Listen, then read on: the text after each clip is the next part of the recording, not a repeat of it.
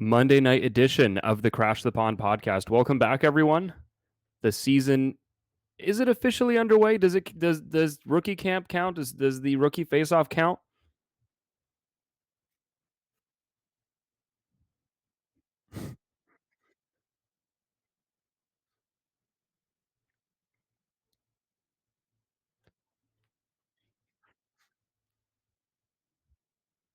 It's the start of something. It's something is beginning. It's the beginning of something. Anyway,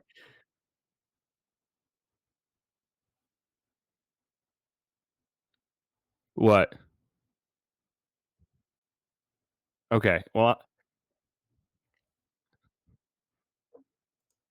okay. I guess this is just firmly off the rails as soon as we get going here, which par and for the and course. now I'm good. Now I'm good. All I was gonna say is basically this podcast was probably gonna go off the rails today, which, as you can definitely tell, it already has. I was peeling the curtain back slightly that Felix and I basically had discussed that Felix is going in and out after this, so that tells you where his Wow. brain's at. Outing me, outing my food choices.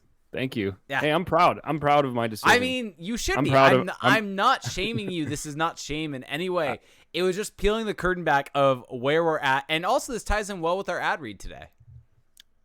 yeah, yeah, it does. It certainly does. We'll get there. But we should discuss. So here's the itinerary for today's show. First, we're going to discuss the rookie face-off that happened this weekend. Somewhat eventful of a rookie face-off. A bit of a dodged bullet for the Ducks, which we'll get into. We'll go into individual performance. We're not going to give you guys recaps of each game and like the box score and stuff like that because I feel like what's more interesting for people is how did specific guys look, how are guys trending. I at least feel like that's what I would want to hear. And then after that, we will get into just some news and notes about training camp, the actual Ducks, the real team training camp that's coming up starting on Thursday. The Ducks actually have their fitness testing tomorrow. So it's by the time you're listening on Tuesday. So it's going to get underway. The Ducks have a preseason game this Sunday. Yeah, This Sunday, the Ducks will be playing in an NHL in a real NHL game, even though it's preseason. Like it's not a rookie camp anymore. It's not yeah, development camp anymore. So I feel like yeah. It's kind of crazy. it's kind of terrifying and it's also exciting. It's a mix of everything. Yeah, no, I mean, just so everyone knows, next Sunday is they're playing the Sharks. It will be a split squad from the Sharks being sent. I'm assuming that means they're playing at home also on Sunday. So we'll probably get all of the nobodies from the Sharks. And then the Ducks also play on the 29th and 30th. So against the Coyotes and against the Sharks. So things are getting into full swing. It's 3 games at the end of or for the last couple of days of September, and then it's 3 games next week. So Yeah. this is it's here, it's back, and I mean full attendance in arenas. This will be the first time in 2 years that this will have happened. Basically, like kind of crazy when you think about it, but makes it really exciting. And Yep. I want to say this briefly before we jump into the games. It's nice to see that the Ducks are approaching the season a bit differently than they have in the past from a fan relations standpoint. Oh yeah. In the sense of, what was it, 2 seasons ago? The COVID shortened season. At the beginning of that, it was outcry because they didn't open up training camp to fans, right? I remember that was a Yep. big deal, was that it was the Yep. first training camp at Great Park, and they didn't open up to fans. It was all behind closed doors. Yeah, it was Dallas Aiken's first season as head coach, and they put it behind closed door, and it was very odd to us. And they announced this afternoon that all of training camp is going to be open for fans. All of training camp where they're on ice is open to fans, including the scrimmage on Saturday. So overall, that is great news from the organization that they are at least understanding that after what fans have gone through, now is the time that you really need to be reaching out and engaging your fan and doing fans and doing things more so than you have in the past. Yeah, and also, I mean, the Ducks have been heavily criticized over the last year, and actually going back to that, I actually feel like that may have been kind of the start of a lot of this. Is that True. they haven't been very transparent, they haven't been very good at communicating to their fans, and they really seem to be on a mission this season to put that to rest and to reverse that. And if you look at for example, they've been doing it behind the scenes of the development camp, or they did a behind the scenes of the draft. Sorry, over the summer. I thought that was really interesting. Mm-hmm. Right, seeing the kind of what went into that decision for Mason McTavish. So it's cool stuff. It's cool to see the Ducks taking this stance, taking this approach, and I think that it's like, especially in a season where we don't really expect them to compete for a playoff spot. I think at least if the team can give the fans as much behind the curtains as they can, as Yep. much kind of inclusion as possible, and just to have the expectations set correctly from day one, it's going to make it more enjoyable because you're not hanging on to every game. You're building a connection. Each game isn't like this referendum on where the team is going, because you already understand and accept what they're doing, and now you're looking at it more from, okay, how is X player doing? How is this trend going? So it's good stuff. It's weird, but it makes me a little more excited to kind of watch these games this season, because I feel like the team, I mean, I know the team is now recognizing where it's at. So I feel like we're repeating ourselves from last podcast. Yeah, but a little bit. It's a little bit of a different path. It's a different path. Last podcast, it was us kind of repeating information that we had kind of been told from within the organization about kind of overall plan, whereas this is essentially seeing some of those things in action in terms of fan outreach and engagement in a way that essentially backing up what was said, which is kind of what you and I both agreed upon as being the next big step. Sure, telling us these plans was great, but you actually need to enact them. And so while this is an on-ice thing, this is an off-ice thing that is important. And engaging your fans, making that connection, because at the end of the day, if you don't have that connection, then there's nothing really there. And so this does that. This brings the fans in. This makes them feel like, even if, like you said, if the product on the ice or the results aren't necessarily there, at least they have a connection to this team in a way that wasn't there last year. Definitely wasn't there last year. Maybe wasn't there 2 years ago with how they had been treated. Right, absolutely. It's gonna be a different vibe this season. I already feel like 100% agree with that, and I think that is what I'm most looking forward to in a way. We're saying this now, but week 2 of the season. When Derek Grant takes an offensive zone draw out of a TV timeout, when Derek Grant's on the ice at the end of the game with the goalie pulled, then we have to recall this moment. We have to reconnect with this moment to bring back some positivity. See, Bonnie, we can be positive. Well, I think the reason that we're a little more glowing of the team going into this season is just that there hasn't been anything coming out of there hasn't been any talk of playoffs. There hasn't been anything that's just so out of sync with reality. It's refreshing to see that the team accepts and is leaning into where they are at right now. So there's already not like a fundamental disagreement with how they're approaching it. Yeah, and I think it helps that it seems like they're taking the steps that you and I kind of think they should be taking. Right. Right, absolutely. And I think that's the important part here, is that kind of it's in line with our thinking. So there's not really anything to criticize. It's more so we want to commend them for doing this. Yep. So let's get into this rookie face-off. So just to give everybody, a quick rundown, just to give you the scores. So the Ducks just completely annihilated the Sharks on Friday evening, 8-4. That game was just, pretty much from the drop of the puck, the Ducks really took over offensively, turning play around, getting out on the rush. Trevor Zegras had Trevor Zegras' first puck touch of the game was him collecting it in his own zone, coming down with speed, and then a backhand feed across to Sean Shigell, who basically shoots into an empty net. That was how the game started. Yep. And that's how it would just progress. So 8-4 in that night. And then the Ducks lost 5-4 on Sunday, a game that we did a watch along for. Which was a lot of fun. A lot of fun. Yeah. And then today the Ducks beat the Arizona Coyotes in pretty exciting fashion. A dramatic 5-4 win. They scored with 1.7 seconds left. And so Olen Zellweger stood out in that game. It was an enjoyable game. It was at noon, though, on a Monday, so I don't know how many people actually were able to tune in. But the best part about that game was that we got the arena feed as opposed to the camera inside the Arizona practice facility. Yeah, and the bummer was it was the game at noon, so I was not able to watch a whole lot of it, and would have much preferred it to be either the Friday or Sunday game. But you got to take what you can get, and exciting games. even though they didn't A lot get of goals. they didn't win all of it, and there were some scary moments. It was good to finally get a feel for some of the prospects that we've read scouting reports on. We've been high on different things like that, and I mean, I guess let's just very first kind of start off with, I mean, Trevor Zegras is way too good for this level. Yeah, so I have a list of guys here, Go and for it. he's the first on the list. So Perfect. We're simpatico right now. yeah, the big thing with Zegras is that, I mean, he just looked like he was too good on Friday, and it was almost like, hey, why is he even here, right? And he looked physical out there. He was making plays, but nothing that was, it wasn't like breaking any news with Trevor Zegras being very good among this group of players.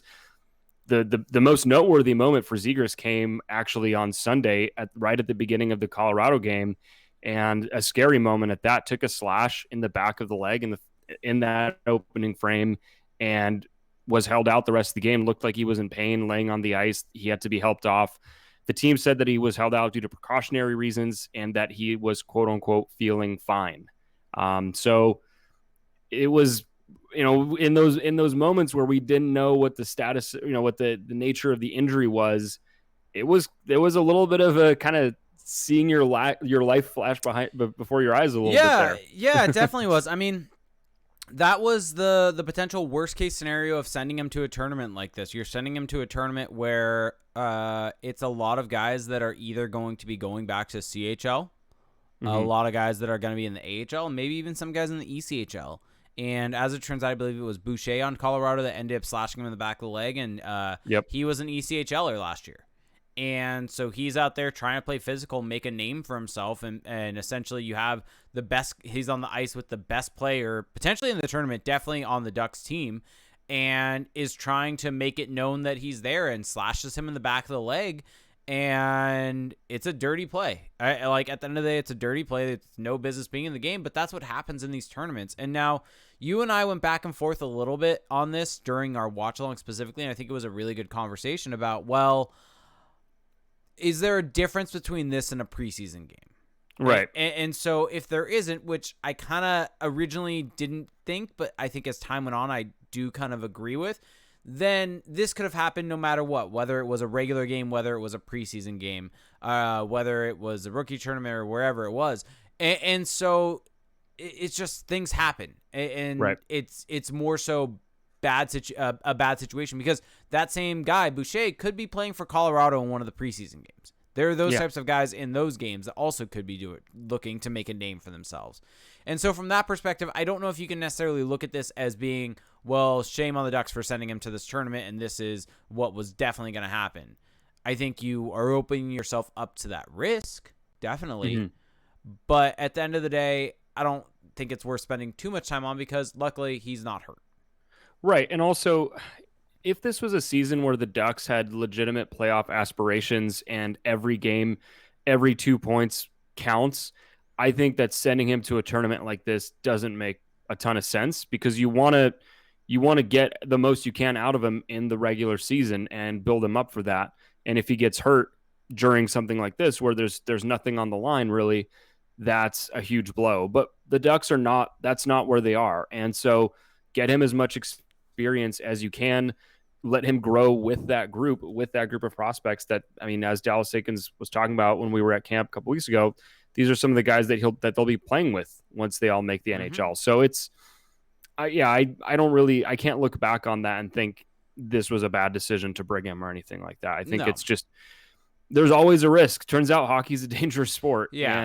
And anything can happen at any given time, really. Yeah, exactly. So, I think once it happened, the right decision was made to not put him back out there. I think a right decision was made to essentially not put out any of the guys in today's game. After you have that scare. I feel like that was always the plan. I get a feeling, I mean, I don't know for sure, but I feel like the fact that Groulx and McTavish and Drysdale didn't play, well, it's hard to believe it would be purely a reaction to what happened with Zegras. McTavish, I believe Eric Stevens reported in one of his articles that he was held out of yesterday's game for precautionary reasons. Okay.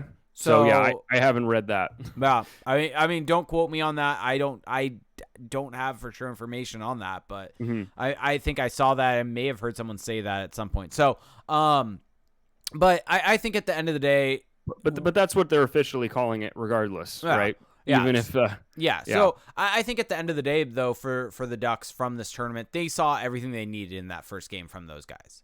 And I think right. with today's game, it was about evaluating everyone else. Yeah, and I think it makes sense, right? Like those are the guys that you have there's the least that you need to find out about them, right? They're the guys there's just very little that you really need to know in a setting like this. But when you go down the list of guys, that's when it turns out, okay, these are guys that we want to get more of a feel for, guys that we just drafted.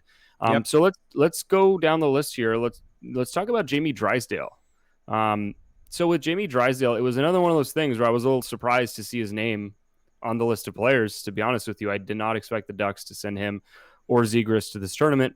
Like I said, though, like we were just saying, it's not a big deal. It's not something to criticize, but he didn't really stick out a ton during the games that he played in. He played against Colorado, played against San Jose. He had some really great moments, though, like Yeah. the moments where he did stand out, such as the assist late against Colorado. That was spectacular, and he had some moments where he was skating circles around guys and imposing himself with his feet.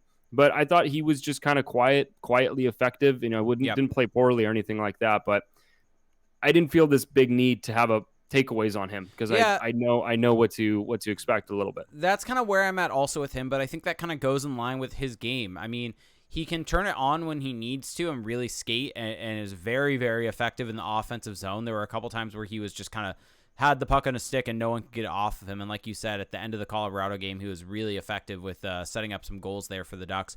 But I think what we saw from Jamie Drysdale was when he's the most effective is when he's quiet and you don't necessarily notice him that much because he's a very smooth skater and is very good with the puck on his stick. He's not going to make a highlight reel play in the defensive zone, though. And so he's, like you said, quietly effective. That's what you want to see from him in this tournament. You want to see him shutting down plays and not necessarily defending that much. And I think that we saw that for the most part. He had some times where he got caught in his own zone. But I mean, part of me wonders how much of that is him, how much of that is his partner of Tyson Hines. We did see in the third period of the Avalanche game, we did see him paired with Olen Zellweger. And when those guys were on the ice together, it was just all offense all the time, which meant they weren't defending at all. Right. Yeah. And it was fantastic to see. And I believe Joel Bouchard even made mention of that in his post-game quotes that Eric Stevens had, basically saying that they took it to another level when they got paired together. Mm-hmm. No, absolutely. And those two share very similar skill profiles in terms of their skating, their mobility, their ability to move the puck around the ice. So it makes a lot of sense. It did kind of raise some questions for me, though, on Drysdale specifically. When Jamie Drysdale was first drafted, and we're going to try to speed through the rest of the guys. Don't worry. We have some other guys to talk about, but there's something to discuss here. Some things to discuss that I at least came up in my mind as I was watching these games. But for Jamie Drysdale, when he was drafted, I did not expect him to make the NHL right away. I didn't expect him to make the NHL even maybe in the first 2 years because there was a bit of a rawness in his game, despite the fact that he is such an excellent skater. And I do wonder for this season, for you, is he just a slam dunk lock to start the season in the NHL? Or is there a case to be made that maybe another stint in the AHL wouldn't be the worst thing in the world either? I don't think he's locked in, but I would say 75% to being in the NHL. Yeah. But I think there is a strong case that could be made to have him start the season in the AHL. Specifically top minutes, top power play minutes, all the things you want from him. Because at the end of the day, the Ducks probably aren't going to play him in those roles. Whereas if you view him long-term being your top-end defenseman, it's probably a good idea to give him those types of games and those types of minutes, at least for 10 games, and then call him up and put him in those situations. So it's really, I'm curious to see what they do because, I mean, on their right side, they have him, they have Shattenkirk, they have Manson. And so do you foresee him playing over either of those guys in top minute, shutdown minute roles to get experience? I don't necessarily see it.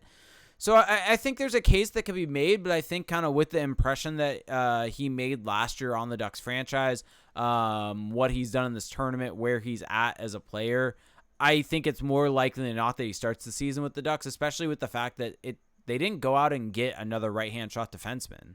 So It's not as if they got someone like a Yanni Hakanpää again to fill that role.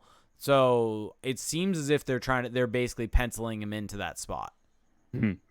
Yeah, it is. It is interesting though, because if you look at Jamie Drysdale's numbers last season, they weren't good. They were actually really, really bad, and it just leaves the question open of, hey, the Ducks have always they've made a point of saying, you need guys to develop. You don't want to rush people. You got to be careful with defensemen in particular.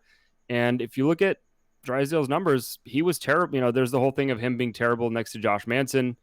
He was also bad next to, close to bad next to everyone else, just kind of mediocre numbers. And so I just wonder if maybe there is a danger there. I mean, who would you pair him with? Let's just do a quick little exercise of the potential D pairings for the Ducks. Do you put Lindholm and Manson back together? I think Lindholm Shattenkirk is where I would go to start the season, and then Fowler Manson second pairing.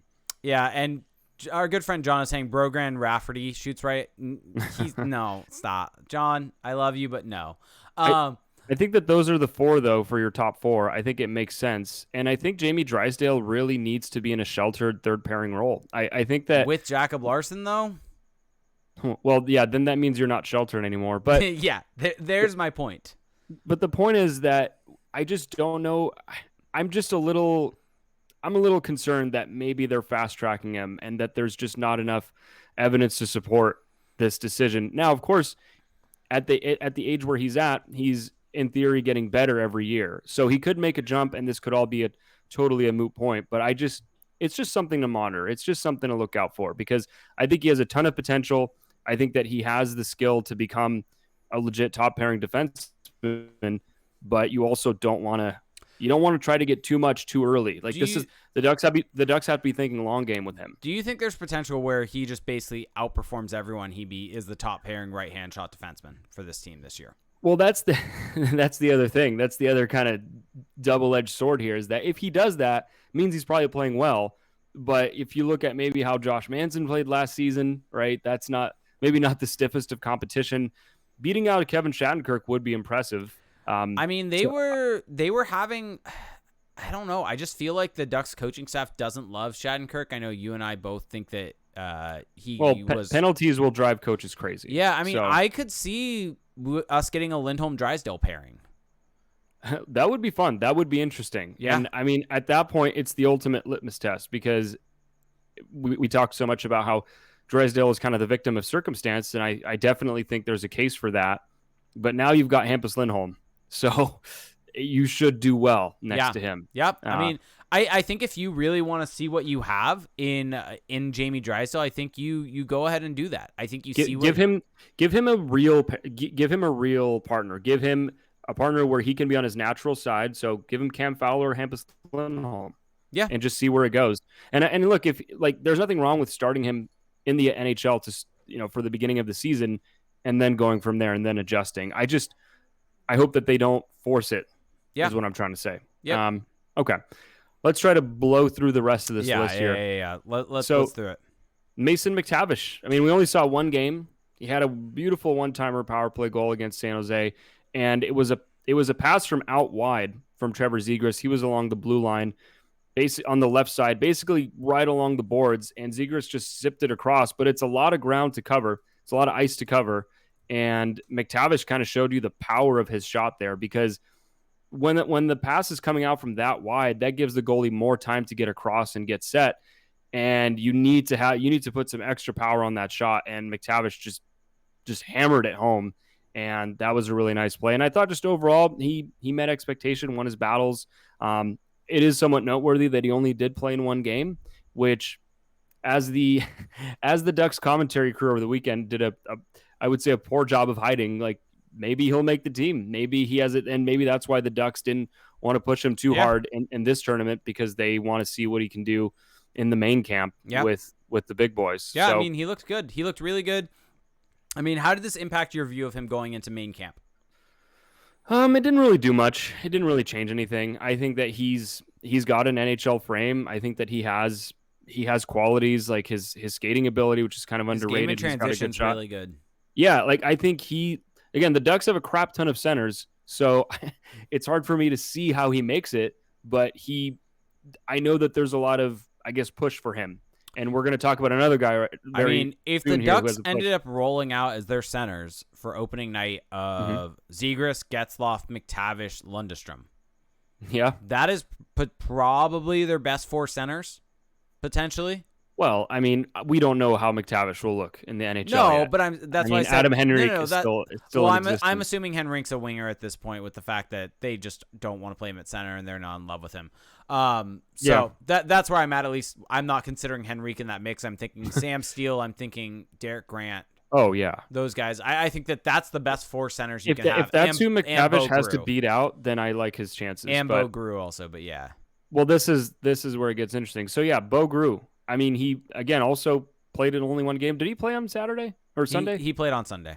Yeah. Top line center after Zegras went out. Yeah, so in that Colorado game, I actually wasn't as blown away by him. Yeah. I thought he looked good against San Jose, but the Ducks also scored 8 goals against a team that was not nearly the quality of Colorado. And the other issue with Colorado was they gave up a lot of shorthanded chances and shorthanded goals. Yeah, and I thought that Groulx looked fine. I mean, he's got the attributes that everyone's been hyping up. He's got the skating, he's got the size, he can make plays, he's got a decent shot. He kind of has a little bit of everything where you could definitely picture him as a third line center in the NHL. But I think it would be a good story if he kind of rises up and becomes a guy who makes the team. But I need to see more. I didn't see enough to where I'm like, okay, the hype is 1,000% warranted. He has a direct line to making the team. Again, the competition isn't that stiff because you just mentioned, guys like Sam Steele and Derek Grant. It's, Groulx could definitely beat those guys out, but I guess I wasn't blown away. And maybe that's just because of how high it seems like people are setting expectations for him. Yeah, and I think outside, I don't think he did a whole lot to necessarily bolster his chances to make the team out of camp. I don't think he hurt his chances either. No. But I think it was just a net neutral. And I think that kind of is it, though, for the guys that we could potentially see on the Ducks this year. Do you agree with that? Or do you think there's a chance Axel Anderson maybe makes his way there? I mean, look, that third pairing, that's something that we might get into a little bit later, but it's kind of wide open, the third pairing. Yeah. So I mean, should Jacob Larson really be a lock? No. I mean, the answer is no, by the way. Josh Mahura? Put Josh Mahura in that spot. Yeah. Put him with put Mahura and Drysdale together. Yeah. So I have let's see here. I have 6 more names that we can speed through. Let's blitz through them. And I think that you and I both agree, just kind of setting this or starting this off. I think none of these guys have a chance of making the roster out of training camp. None of these guys do. But I think that's fine. They all need more development. Correct. And they will be better for it. Correct. Olen Zellweger. I mean, he was the standout to me of this weekend, of this 3-day or 3-game affair. He was outstanding. His skating is so impressive. He's so slippery. I'm going to try not to do this. This is the last time I'm ever doing it. I'm making a promise on the show. But he reminds me of Sam Girard. Like, that's what people were saying before, leading up to the draft. That's what people were saying after, and I can't get it out of my head. You're just going with it. He's a great skater. He likes to do spinoramas. That's what Sam Girard does. He's fun. And he's smart. That's the thing. He's not just a guy that's going out there and doing, I guess, pretty things with the skating. He's actually a smart hockey player. He's able to recognize time, space, take advantage of situations offensively, and he uses his feet well to break up plays. So I was kind of blown away by him, to be honest. And I think that I don't think he's going to make the team at all, but I think that, look, who knows how he's going to develop? I am shocked. He showed why a lot of people had him going in the first round. I know he's smaller, but between him and Drysdale, like, I don't see this huge gap in terms of skill. And here's the other thing. And consider how you're about to say it, but yeah. He just turned 18. Yeah, he's extremely young. And I think the fact that he looks this good at this age, like, he has a lot of room left to grow. Yeah. He could be a problem for his opponents. I think he is very much going to benefit from a full season in the WHL. I think he should dominate that league, and it's going to be a fantastic season to watch him. I think if you're looking at a guy that could potentially make the jump soon, I would not be shocked if next year he could be on the Ducks potentially, if he has an outstanding season. Well, it also depends what happens with some of these free agents. Defensemen. Correct. But there could be a spot for him on the Ducks roster next season, And I mean, what do you do if you're the Ducks? And I'm just throwing out there, what if he has one of the all-time great WHL seasons for a defenseman? How do you not look at him and say, well, he's too good for that league. We don't want to send him back there. The only other option is on the Ducks. Like, that's the other option for him next season. If the Ducks keep their top four intact, and in 2022-23, they have a third pairing of Drysdale Zellweger. Yeah. That would be fun. Yeah. That would be fun to watch. I mean, we still have yet to be proven wrong that Lindholm and Manson aren't going to be re-signed. So true. They could very well be back. Yeah. But if Lindholm, let's say, leaves, then that creates another opening. This shows why I think letting those guys or moving on from those guys is important. I think totally, and I think Zellweger maybe gives you more confidence that you can move on from Lindholm. Yeah, because Fowler's going to be a Duck for a long time. I don't think his contract's necessarily movable. I don't think there's really anything you can do with it, and so you're going to have Fowler. If you think Mahura is going to develop into something, then you only got one spot left. Yeah. So what do you do? Yeah, I mean, it was a good draft pick. That was my biggest takeaway from this weekend is just they did well. They nailed their last draft, and even guys that I was not that high on, like Tyson Hines, like we'll get to them, like Sean Chigel. Let's get through this. So Sasha Pastujov. My apologies to Sasha Pastujov for saying Pastujov this whole time, but that's how the Ducks broadcast was saying it. So and that is also what Elite Prospects was saying. That's more of the I'm putting more stock in that. All due respect. Yeah. Sasha Pastujov. I mean, he had some really good moments, right? Some really nice goals against San Jose, hat trick against San Jose. You saw the skill, you saw the offensive flash, you saw what he can bring to that end of the ice. I think that you also saw why where people were down on him a little bit more. Like the skating is clearly not a strength. I think it's not the end of the world. He's not like an awful skater by any means. So I think that was overblown. But you can tell that it's not a strength. It's a little choppy, short strides, doesn't get a ton of extension on each stride. So that's something he's going to have to work on, that he will work on. But I was still impressed that he finds ways to make a difference, that he gets to dangerous areas. And he's another guy who could end up being really good for the Ducks as well. Yep, could be a definite sale pick. I agree with you completely. I think he showed what he does well, which is score goals, and also showed some of his flaws and some things he's going to need to work on. So, real quick, Felix, we should probably, before we jump into the final bits of this list, to jump in to a bit of a word from our sponsors. Yep. So, this podcast is brought to you by Green Chef. So Green Chef has a meal plan for every healthy lifestyle, whether you're keto, paleo, plant-powered, or even if you just want to have delicious but balanced dishes. Green Chef's expert chefs curate every recipe, and with over 30 meal choices every week and the flexibility to switch plans, you'll never have to sacrifice taste for nutrition. You can enjoy restaurant-quality dishes in the comfort of your own home. You can enjoy new and nutritious recipes each week that are perfect for you and the whole family. And with pre-portioned, easy-to-follow recipes delivered right to you, eating well has never been simpler. It's the first USDA certified organic meal kit, so you can enjoy hand-picked organic veggies and premium proteins. Felix, premium proteins. I know you're big on having some high-quality protein, having some organic grass-fed beef, and you don't have to worry about where it came from. So it's really important. Green Chef is absolutely fantastic. I think I mention this every time I've done this, but my wonderful wife has taken all the recipes that we get, because when you get the meals, you not only get all the ingredients, all pre-portioned, it's actually really, really nice. They send them to you all in these preset bags with all the spices and everything like that, all the meats. It's really easy, really, really nice to see. And they also give you meal cards. And so if you're like her and likes to keep things all nice and clean and neat, unlike me, you can put them all in a binder. And so right here, I have our binder of meals. And so some of the ones that we've had are the Memphis-style beef meatballs, Felix. These things were absolutely amazing. Roasted sausages and creamy mash that came with creamy onion pan sauce, braised cabbage with apple and chives. What are some of the other ones that were good? They were absolutely great. Pork sauce with mustard aioli, peanut chicken with udon noodles. There's a lot of these that were absolutely amazing, and I can be somewhat of a picky eater at times.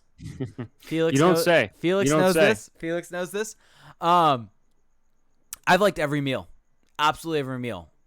Like, I mean, That's huge. It's so good, and all of the meats, all of it's super high quality, and it's also easy to prepare. It's easy to cook. The directions are super simple to follow, and it's super easy to track. I mean, if you like tracking macros, things like that, easy to do with this meal kit.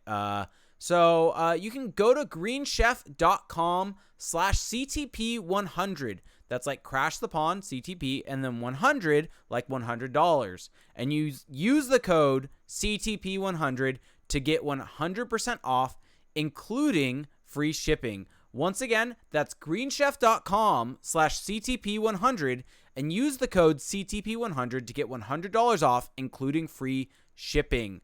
Green Chef, the #1 meal kit for eating well. Okay, let's finish out this list. So let's talk about Tyson Hines.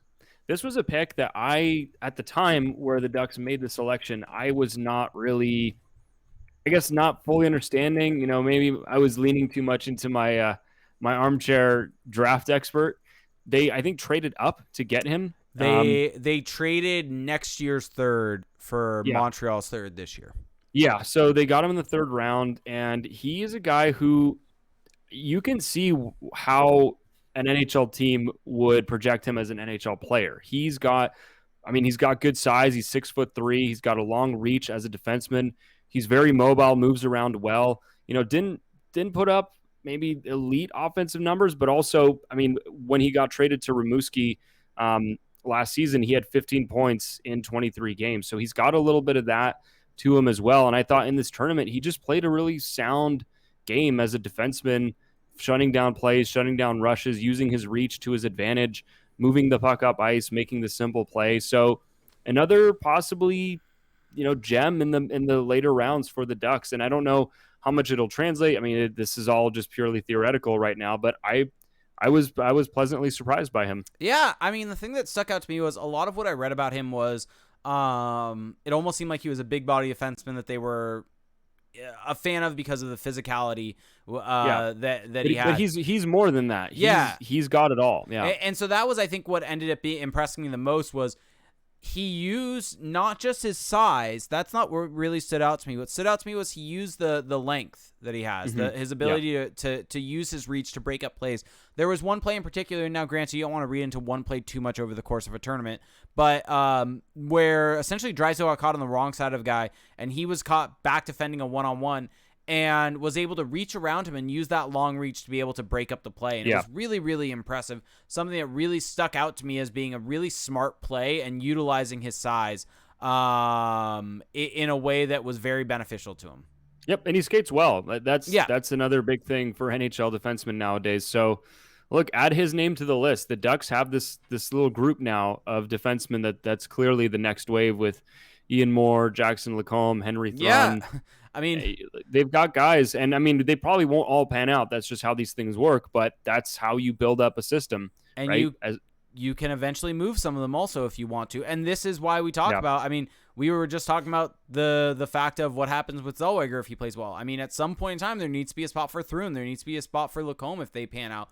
So this is all the long-term planning that has to come into perspective when you're looking at re-signing a Josh Manson, looking at re-signing a Hampus Lindholm. If you go give those guys, let's just say both of them get 6-year deals, just for argument's sake. The Ducks then have those 3 guys locked up. They have a right-hand shot defenseman, 2 left-hand shot defensemen. Where does everyone else fill in? You then have Drysdale, so you have 4 defenseman spots locked in. So you only have 2 spots left for all of these guys coming up. And sure, they're unknowns. You don't know what they're going to pan out to. Are they going to become NHLers? Are they going to be worth having that spot? Maybe, maybe not. But you won't even have a chance to really know because you're not going to have enough spots to give them a chance. And I think that's the biggest issue with giving Manson and Lindholm those extensions. Yeah, among other issues. Yeah, yes, definitely. Yeah. But I think that really just highlights some of the issues there. Yeah, I agree. Now let's talk about Jacob Perreault, who I maybe again victim of expectations. I rank him highly in this Ducks prospect group, and I thought he was kind of up and down in this Yeah. tournament. It felt like he was really trying to show what he can do. He was really going for it, especially today against Arizona.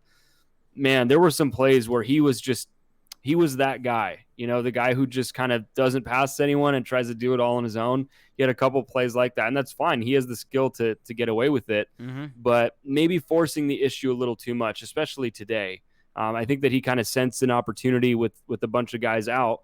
Maybe I can be the one to be in the spotlight, and just that's not how the NHL works. You're going to have to take the easy play. You're going to have to just kind of keep the chains moving, essentially. And I thought maybe he tried to do a little too much, but we also saw on the flip side that shot. I mean, he can rip it. Yep. He had the tying goal against Colorado, and it was a beautiful shot. It was a great setup by Jamie Drysdale as well. And you saw some of the speed. I mean, I actually thought what was interesting is he had a few turnovers in the offensive zone, but he was able to get back and get in on the back check, break up plays, or just apply that back pressure. So there's definitely, I think there's an NHL player in there and potentially a really good one, but he's going to need more time. And I actually wonder where he's going to play this year now a little bit. Yeah, I think because it's the AHL. okay, I mean, I think there's a case for the OHL as well. Yeah. I think he needs. It's tough because I think the things he struggles at right now are decision making. I think that the game is either too quick for him or he's just trying to do too much or whatever. And so I don't know. Going back to the OHL, does that actually really help that? Because he's going to have every opportunity. He's going to have the puck all the time. And maybe he's actually not going to be able to work through that. Or if he goes to the AHL, is he just going to get lost even more? Like, it's kind of a tough one. And this is kind of the weirdness of this COVID environment with there being no juniors last year, is that everything is kind of thrown off. Yeah. But yeah, he's still got, I mean, the elite offensive talent is there, and I'm not down on him on this after this tournament at all, but I was expecting maybe a little bit more just in terms of his overall game. Yeah, and I want to jump in because Compafly's saying if the game is too quick for him right now with the prospects, that's scary. That could be another Sam Steele. I don't think it was too fast for him at this I don't mean level. to say, I don't want him to say too quick. Yeah. I guess, yeah, that's probably the wrong way to say it. I just mean that his decision making seems to be a little behind. It's something that you could see as being an issue if he jumped to the NHL level right now. Right, exactly. Because especially on the half wall, like this was where it was really noticeable because he was always in the half wall on the left circle on the power play, and he would often, either turn it over or kind of not make the obvious pass, and just seems to kind of be overthinking it. So maybe that's a product of too much time, too much space. By the way, John's chiming in saying the goals roster for forwards is very thin. So maybe that's the reason why he ends up on the goals. Because he'll get top minutes, top usage. He'll get Joel Bouchard, who in theory should be good for his development. So I don't think there's a bad call either way. But it is, again, it's this weirdness. Yeah. Now, moving on to Braden Tracy. So the Ducks second first round pick in 2019, and he was the pick that they got from the Brandon Montour trade. I don't know what to think of Braden Tracy anymore. I guess I do know. I don't know for sure if he's going to be how high in the lineup he can play in the NHL. You don't think he's going to be an NHLer? I'm just outing you here. I'm very skeptical of him being an NHLer at this point. I think that the flaw with him is that he skates well. He gets up and down the ice. He skates fast in straight lines, but he's just doesn't really bring a whole lot outside of that. He's not, he'll apply some pressure on the back check. He'll help your forecheck be functional. But he's not really making that many plays. He missed some golden opportunities. And look, that's a bit of shooting percentage, so you don't want to harp on him too much for that. But it was just one of those things where he was kind of messing up good opportunities where, sometimes he had an opportunity to take advantage of time and space, and instead he would rush his shot. Just different things like that. I just don't see this high-level offensive kind of mind going on there. Yep. So we'll see. I guess I'm just kind of meh on him right now. And then last name on the list, Sean Shigell. I mean, he's another guy who people were saying, hey, look out for him, later round pick in the 2021 draft. And it was what you would expect maybe for a guy taken in that range where he wasn't, you could see some of the flaws, right? The awareness, the defensive game, but he also showed some nice offensive moments, and he has a good shot. I thought that he was making plays in the offensive zone. So I mean, he might never make it, but that's the kind of player that I think you should be targeting in those later rounds. So he was fun to watch, if Yeah, nothing else. yeah, he was. He definitely surprised me because he was someone that I was kind of just neutral on. I didn't really have any. I just didn't have a strong opinion on at all. And so he impressed me. He was all over the place. I mean, both for good and bad. He had some bad turnovers on the power play that led to odd man chances against that Colorado cashed in, but he also had good looks going the other way. And so he could be something. He's someone to keep an eye on a little bit. Yeah, fifth round pick. Yeah. Like if he turns into an NHLer, that's a win. Yeah, I mean he had 21 points last season in the WHL in 21 games. So yeah, I think this will be an interesting season for him in his draft plus one. Yep. Okay. Let's so anything else on the rookie face-off? Anything else that popped off the page for you? Not that I can think of. Okay, well, I guess we'll close out with this and then we'll get to some questions. So if people want to start throwing them in the Twitch chat. Now might be the time. I don't know. I don't want to steal Jake's job here. I mean, I don't want to step on any toes. You can do it. Yeah, so throw them in. Just start throwing them in right now. But the Ducks announcing their training camp schedule this week. So that's, I mean, it's like you were saying off the top, it's going to be open to the public Thursday, 9:30 to 1 p.m. It's all a Great Park Ice, by the way, in Irvine. They've got practices that people can go watch. I mean, you could, if you have the day off or if you have time, you can just sit there and watch 4 free hours or close to 4 free hours of NHL players practicing. So that's pretty cool. And it's actually on 2 different rinks, on rink 3 and 5 Point. And then on Friday, same kind of schedule, 10 to 1:30. Saturday, you've got the inter-squad scrimmage at 11. Before that, there's a practice at 10. And then Sunday, there's the preseason game. So just a couple things that you're going to be watching for in this training camp. So just some themes, some narratives that you're going to be keeping an eye on. I've got one for you off the top if you want. Go for it. Just the centers. Yep. There's just so many of them. What are they going to do? Yep. I mean, I was going to say, how does Sam Steele look? We were told from the organization that he's a center. So if he's a center, where does he fit? Because I don't see a role for him. And so I think looking at what pairings they're using on the D pair, trying to figure out what lines they're going to be using. It's hard to fully feel what they're going to do, but at least from a D pair perspective, we should be able to get some idea of what they're looking to do within training camp at some point. And so that to me is going to be the biggest takeaway. I mean, it seems as if no one's job is safe, so it should be a highly competitive training camp, and so that's going to be something to look out for and something. I mean, there's jobs on the line, and I think that from all perspectives, I think there's a very select few players on this Ducks roster who have a locked-in roster spot. Like I really don't think it's that much. I think there are plenty of players that maybe would have been locked in previous years, like maybe a Derek Grant per se. That might not be as locked in as he has been previously. Right. And then, I think that there's really, like you said, there's really not that many locks. I mean, the only guys that are locked in are guys like Comtois, Zegras, Fowler. Terry, the veterans. But, I mean, look, Sonny Milano's healthy again. True. That's actually something I hadn't even, I was like, I think someone put together a roster and Sonny Milano wasn't on it. And I was thinking, I'm like, no, he's skating. Yeah, like if he's healthy, Sonny Milano being on this roster changes. He can help this team. Yeah. Like I was thinking about that. If you put Sonny Milano with Getzlaf and Terry, like if that's where this ends up going, if Getzlaf and Terry are together, like that's the shooter for them. You put Raquel with Zegras and Comtois, right? And like it's just a completely different look. Yeah, and also with Milano, I mean, he's 25. He's an RFA after this year. He's also a guy where you could, try to maybe pump up his value and flip him at the deadline. I mean, I don't know where he really figures in their plans moving forward, but he's a guy that you could still get some value out of, even if it's via trade. So, and then, the blue line is totally wide open to me. There's not a set pairing group that I can really see right now. So that's going to be something to watch. And then I guess one little sub theme during the preseason games, especially, is the power play. I mean, we're going to find out really early, like what's new, what's the difference, like what's the magic touch that all these outsiders are going to bring. Yeah, and speaking of the kind of new coaches, seeing what Stothers does with the defense, Yeah. and see where does that go? Because we don't know how he views the defense pairs and where that goes. So that's something also keep an eye on. I think that's what's fun about this camp is that that the guys that are pulling, much of the guys that are pulling the strings now weren't around the last couple of years. And so you can't just pencil in different combinations and we'll see. Are they going to go and lean into what they've done in the past, or are we going to see something totally new? And I guess I wonder where Derek Grant fits in all this. Again, like we talked about all the centers.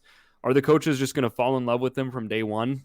And he's just going to be, the third line matchup center again. We'll see.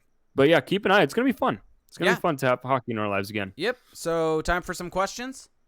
Yeah, I think we had a Twitter question earlier. We did. So I will get to that. But so for those of you watching this on YouTube, or yes, we're on YouTube. You can find us at youtube.com/crashthepond.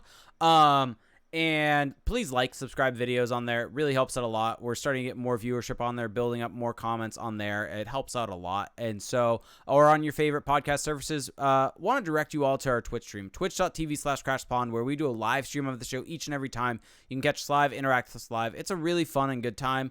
And you can help support the show. If you have Amazon Prime, you get one free Twitch Prime sub each and every month. You do have to hit that subscribe button after 30 days. And with that, you get special emotes in the chat, special badges next to your name. And you can be just like Heyo Deflo, resub for 11 months. Aussie85 resub for 7 months. Science Cat 108, our good friend Jess, resubbed for 12 months. Thanks. Jack Dat Dog has subscribed for the first time, and Science Cat, our good friend Jess, gifted out 5 subs to people, and that guy Bobski resubbed for 10 months. So thank you so much, Jess. I also want to make mention. She's currently, I guess, watching this at a bar with our good, also our beer league teammates, Bello, Brian, and Pete. So hello. Well, shout out to everybody. Yeah, miss you guys. Yeah, see you guys in a couple. It's been a long time. It's been a long time since we won our last game. Hey, we're on a streak. We went out on top. 2 in a row. Two in a row. It counts. All right, so here's the Twitter question for you. Question for the bod from Sean Seabolt said, would you rather see Zegras play with Comtois to build chemistry or play with Rakell to boost Rakell's potential trade value? So I think that's an interesting question because I feel like, so for Zegras, it could go either way, right? If you have Rakell on a lower line, then maybe that helps, kind of keep him away from certain matchups. With Comtois, you can also move him around. So I feel like it doesn't necessarily have to be one or the other. I feel like you can still accomplish both. You could have Rakell on that line. You could keep Comtois on that line as well. I mean, you could have Comtois, Zegras, Rakell. Like, there's nothing against that, right? So I don't know. I feel like that something to think about, but I feel like you can have it both ways. Yeah, I think that. I mean, what you could do is what I was thinking. Put both of them. Put both of them with Zegras. Yeah, Comtois and Rakell. Like, what's wrong with that? I mean, it's going to be interesting because we don't totally know yet what Zegras is like as a 5-on-5 play driver at the NHL level. So, how's that going to look? It's going to be interesting. I mean, we're putting a lot of eggs in the Zegras basket, but that's what this season is about, really. It's how good can Trevor Zegras be this year? Yeah, exactly. And let's see. There was a so NJ Devils fan says, who should be the NHL/AHL guy this year? So I think he means the guy that kind of goes up and down between the Gulls and the Ducks this year. Big Boomin'? You think Cody Curran's that guy again? Well, I guess it can't be again. He was Taxi Squad last year. I mean, maybe they give Axel Anderson a look. Maybe. Josh Mahura at some point probably needs to get some more reps in the NHL. So maybe Bo Groulx is that guy. Mm-hmm. I feel like that's kind of his destiny, honestly, this season. Those would be the names in the mix for me. I mean, are we talking like does it have to be a veteran player? Or does it have to be a prospect? Because just who's going to be the guy that's shuttled between the Gulls and the Ducks this year? Yeah, I could see Groulx going up and down. Yeah. Yep, agreed. Felon, this is an interesting question. Do you think we see any NCAA players sign entry-level deals when their seasons are done? Blake McLaughlin is a senior this season. So Blake McLaughlin at the University of Minnesota put up 28 points in 31 games last year. Mm-hmm. So he's an interesting name to look out for. I mean, I don't think he's necessarily a guy that you can. It's gonna push for a roster spot. Yeah, but I mean, almost a point per game in NCAA is not something to scoff at necessarily. So I would assume he's a guy that they hope to get signed. Henry Thrun. Henry Thrun is going to be going into his sophomore year technically of college, because last year he didn't play in college. So I mean, maybe those guys, maybe Henry Thrun, maybe a Sam Colangelo, who's going into his sophomore year, is maybe going to be looking to get signed. Also, I mean, the big college guys for the Ducks now are Lacombe, Colangelo, Thrun. McLaughlin's pretty good. Janicki. I mean, Janicki put up 10 points in 29 games last year. I don't necessarily know. I mean, he may have a great season for Notre Dame, but he may be a guy that just goes back for a senior year. So Lacombe is going to his third year. Lacombe's going into his third year. So, I mean, this is the year where if the Ducks are serious about Lacombe, he will get signed after this year, because if he doesn't, he's basically a free agent.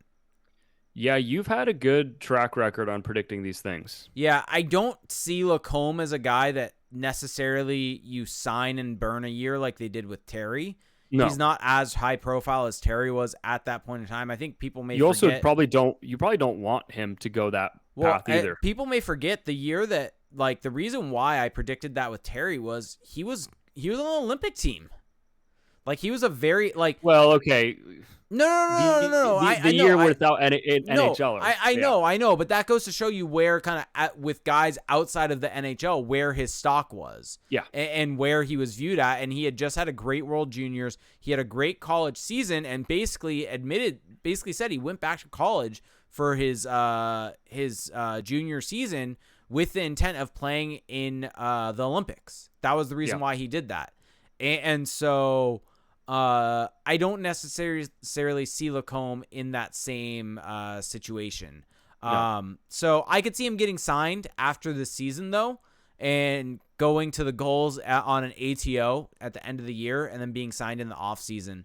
McLaughlin, I think they maybe push the sign, but he is a senior, so he has the ability, when his year's done, to be able to sign wherever he wants. And Thrun did a year at Harvard and then the USHL because of COVID. So because Harvard didn't play last year, correct? Yeah. So I don't know. Maybe he wants to do. Is he slated to play in college this year? Yeah. What's his status? He's currently listed with Harvard. Yeah. Because Dubuque is considered, or USHL is still amateur status. Yeah. So maybe, I don't know. I think I could see Thrun and Lacombe both signing after this season, because they're both the same age, same draft. I could see them both signing. I could see Sam Colangelo also signing. Yeah, he's younger though. So he is, but going into his sophomore year, if he has a solid season, I could see him signing and going to the AHL. Keep in mind, all of these guys are eligible to play in the AHL, even if they're younger than 20. Yeah. So we'll see. Yeah. So but those are the names.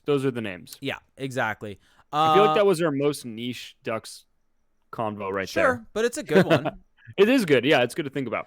Just a Rush guy says, how many games do the Ducks win this season? Okay, let's see. What is the over/under, do you think? Let's just do points. Over, okay, under, points. NHL points. Well, he asked. He said wins. He asked for wins, though. You're already altering. NHL over under wait, are we in 21? Yeah, we're in 21-22. The Anaheim Ducks over under 70.5 points. Oh wow. I don't know. I feel like the Pacific. It's the Pacific that would give me confidence on the over there. 70.5 is very low. I know, that's what I'm saying. Yeah. So Like the division is bad enough to where like other teams ahead of them could have a step back, and then they only need a few things to go right to beat that. Like we don't think John Gibson's going to be, below expectation again. Probably not. I don't think. At some point, Trevor Zegras is going to hit his stride. So I could see them beating that. There's also a case that they don't, but below 70 would be really low. Yeah. NJ Devils fan, always good for a wrestling question, said, who should AEW go after and sign? I'm going to make this nice and easy. with them announcing today that they have officially funded with the Owen Hart Foundation, are going to have an Owen Hart tournament. It's going to be Kevin Owens when his contract is up in January, signing with them, going back to Kevin Steen, and he will be the inaugural winner, seeing as he chose, I believe, the name Kevin Owens is an honor of Owen Hart. So, big Owen Hart fan, he's going to be the inaugural winner. You're going to have the Mount Rushmore of wrestling reunited in AEW. Yeah. I don't know what any of that meant. Let's NJ Devils fan has another question saying, thoughts on the Danbury Thrashers doc? I heard about this. I haven't watched it. I have no idea. Do you know? I don't care. It's a random hockey team. I don't know. Okay. We'll watch it at some point, maybe. Probably a Patreon topic. Okay. B1 Somdi said, gut feeling, which veteran does McTavish live with when he gets told he's staying there the season in a month? I feel like Manson is the guy for the kids. Every young player brings up Manson. Yeah, but Manson now has a kid. Are they going to want to stay with Manson? Is that where they're going to go? Have another kid living with you. I guess. Nothing wrong with that. Just a Rush guy saying, what do you think the average home attendance will be this year? Ooh, oh man. Well, assuming that everything holds with what's going on right now, which I think it will. Yeah. Hopefully. I think fingers crossed. Knock on wood. I think we're past that. Well, what was it before? What was it in 2019-20? Ducks attendance. We're really going deep here on these questions. I mean, this is what happens when we've spent an hour talking about prospects. Yeah. Let's see. Okay, so the Ducks were, I almost have it. They were at 15,846. Are they going to have above that? I'm going to be positive. I'm going to say 16,000. Yeah, I feel like there has to be some people are course happy. Correction. Yeah, people are happy to go to games again. Yeah. Let's take the over on that. Oh, by the way, just a Rush guy. He's asking over under. He's saying 30 wins. So let's do over under 30 wins for the Ducks. Well, 30 times 2 is 60. I'm gonna say over. Yeah, definitely. Let's go with over. Raquel's goatee said, "Do you think the Ducks are still in on Eichel, or is it not possible with what the Ducks are not willing to give up?" I think they're still in on him. I think they're still, they're hanging around. I don't know how good their chances are, but I think they're hanging around. Yeah, seeing what's going to happen. Yep, agreed. I think there's interest, but yeah. So by the way, okay, I guess it was COVID short. Never mind. I was going to say 29 wins in 2019-20 for the Ducks. So yeah, which makes me feel more confident they're going to go over 30. Actually, Lewis said, "I think I know your answers, but what are your thoughts on the white Kachina jersey?"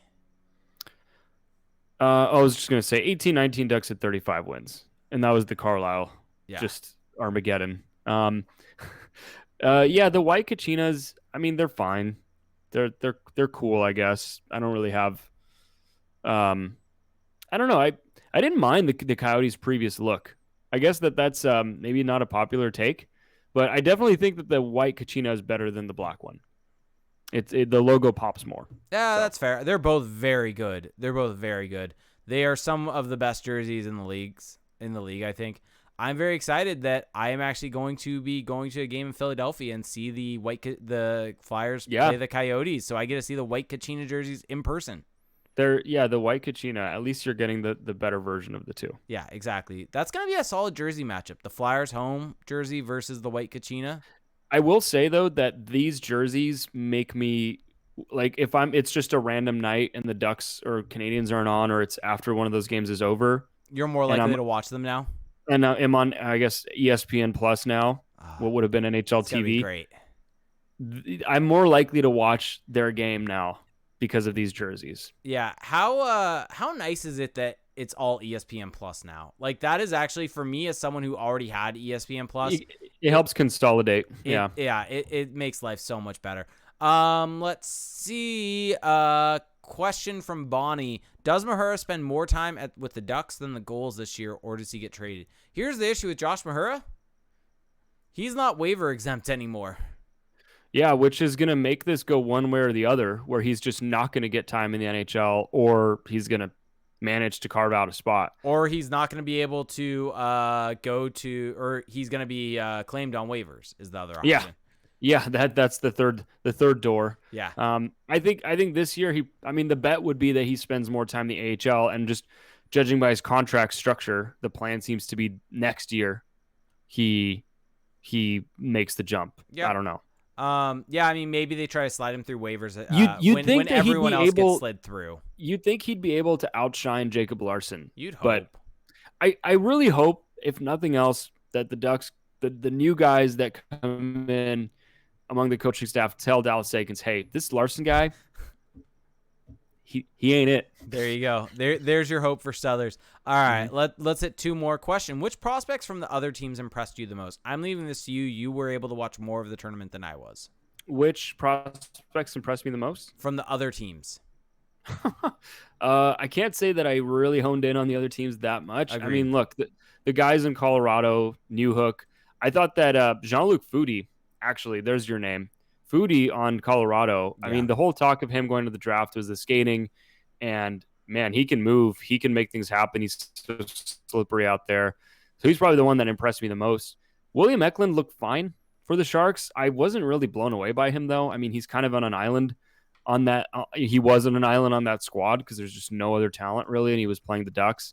So, yeah, and then for Arizona today, I mean, Dylan Guenther, I mean, he's got a good shot, but I wasn't really blown away by him. So I guess the one guy that popped off the page for me was Foudy, just because I didn't really see that coming. Yep. And let's end with this. This is Ken Pafu asking, are we going to be able to watch the Ducks games on ESPN Plus? So I guess this is a good time as any, because I don't think we've really talked about how they're going to broadcast games this year. And I think it's probably a good like brief information dump for everyone out there so that they know this season. So basically the way that it's working is primary broadcast will be Bally Sports West yet again. For anyone in the Southern California area, that is where you will watch all but 11 of the Ducks games, I believe. Maybe there's some on My 13. But if you are out of market, you can watch every Ducks game on ESPN Plus. It is essentially replacing NHL TV. So if you had to use NHL TV prior, you will now be going to ESPN Plus to watch all your games for the Ducks. There will be 11 games, though, that will be broadcast nationally. And so whether those will either be on ESPN Plus, because there will be exclusive games to ESPN Plus where no local broadcast is occurring, or on ESPN or on TNT. So I believe it's 7 of the Ducks national games will be on ESPN Plus /Hulu. Then there will be 1 game on main ESPN and 3 games on TNT. And so that's the national broadcast for the Ducks. Those are the 11 games that will not be on Bally Sports West or My 13 or whatever secondary broadcast partner they use this season. So that's kind of the plan for the broadcast this year and what you can all look forward to. I'm excited to be able to watch games on ESPN and TNT and see what they can do. Yeah. I mean, it's going to be interesting, right? Paul Bissonnette is in their studio, which I feel like it's that's where he was. That was TNT, right? Yeah, for TNT. Yeah, the TNT crew is kind of all over the place. Yeah. I really just want to know how Rick Tocchet got in there. Friend of Wayne Gretzky. I mean, that was the first thing that came to my mind. I was like, there's no way that there's any other explanation but that. I mean, hey, look, if Wayne Gretzky's your friend, like, you got to lean into that, right? Like, you got to use that pull. So I get it. Yeah. Get yours, Rick Tocchet. Yep. So anything else? No. I mean, it's gonna do it. I'm getting that feeling again, that training camp feeling, and I actually don't think I had it until maybe this very moment. It's the back to school feeling.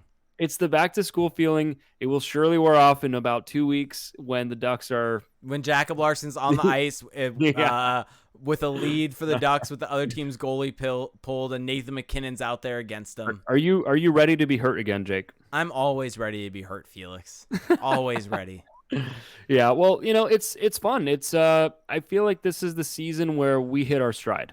Yeah. This is the one. Big season ahead. Big season, right? big game.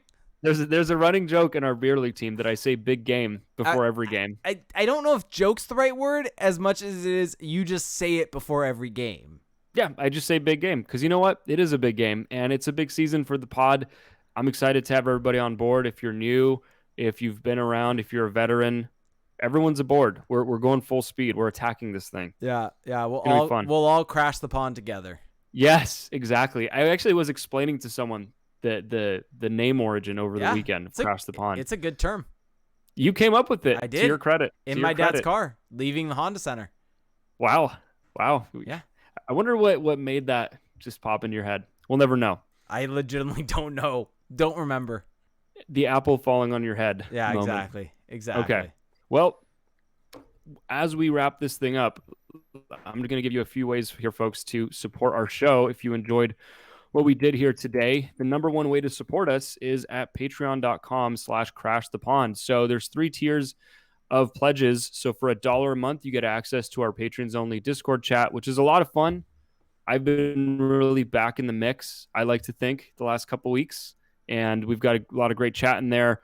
When there's breaking news, when there's games, we'll be in there discussing the game, discussing it if a trade comes down the pipe. It's a really fun community. Just for $1, honestly, it's worth it if you're a diehard Ducks fan. Now, for $5 a month, you get access to that. You also get access to 2 bonus podcasts a month. So we'll do a deeper dive into a specific Ducks topic, or we'll do a league-wide ranking. We'll rank, positions. We'll pick our awards. So we kind of go a little bit more wider scope there, but it's a little more unfiltered. So if you enjoy maybe the back and forth, the banter of this show, I think you'll really enjoy those episodes. And then for $15 a month, you get access to everything I just described, but you also get access to 2 watch-alongs a month. So that's where we do a live feed of us basically commentating as a Ducks game is happening. So we'll usually have the score and the time in the corner. Jake gets that up so that you can watch along with us. And so it gives you a bit of an alternative, right? Everyone knows what the traditional commentary team can bring to the table. We bring a bit of a different look, give you more stats, give you more matchup heavy analysis, just try to give you a different look, and also maybe a little BSing as well. Oh, the intermissions are complete BS. The intermissions the intermissions are just it can be anything. It can be anything. It can be whatever your heart desires. Yep. And then so that's all at patreon.com/crashthepond. We also hit 100 patrons. I think we were supposed to do something for that. I don't know. I don't remember. I think you said this on the pod. We hit 100 a while ago. Okay. Well, and it's gone up and down. We'll figure something out. At some point, we'll hopefully start doing events again. That's my favorite part of the Patreon. Yeah. And if you're a patron, you get to hang out. Yeah. We'll do yearly games. We'll probably do something like we did. God, it was a couple seasons ago where we did a watch party at a bar, and so we'll probably do that same type of thing again. This time with a lot more people. Our Patreon has grown a lot since then, Felix. Yeah. We might shut the bar down. Yeah. Who knows? Yeah. Okay. So that's all at patreon.com/crashthepond. A few other ways we can commentate over the game for Bonnie. It is a word. I just want to say that one more time. Commentate is a word. And then outside of that, look, if you don't want to pledge any money monthly, that's totally understandable. There's still some great ways to support us. If you go to Apple Podcasts and you search Crash the Pond, you can leave us a quick 5-star rating and leave us a review, and we'll read those on the show. Those go a long way to help the show grow, climb up those charts, and just get to more Ducks fans and maybe even some more hockey fans just in general. You can also find us on Spotify. We're on YouTube, youtube.com/crashthepond. You actually get the video version of the show where you get the Twitch feed so you can see the charts when we put them up in there. You get to see Salem the black cat, Jake's cat. She made an appearance today. Yeah, I think I'm gonna try to spruce up my background. Who knows? Maybe this is the year. I don't know. Don't hold your breath. Are you gonna buy a Hawaiian shirt to match me one day? I wasn't thinking that. I was thinking maybe like a green screen. Who knows? Go big or go home, right? That's what I've been told. So yeah, that's all on youtube.com/crashthepond. Subscribe there, turn on your notifications. We also have a website, crashthepond.com. Articles up on the Ducks there throughout the season. That's where we post the episodes as well. And outside of that, find us on Twitter at crashthepond. Jake is on there at reindeergames91, and I'm on there at Felix_Sicard. So I think that's all. I think I hit everything. Thanks everybody for listening. Enjoy the week. If you're a Ducks fan, enjoy this back to school good feeling. Enjoy training camp. Maybe I'll try to get out there Saturday. Let me know. Hit me up on Twitter if you're out there. And we will talk to you next week. Have a good one. Bye.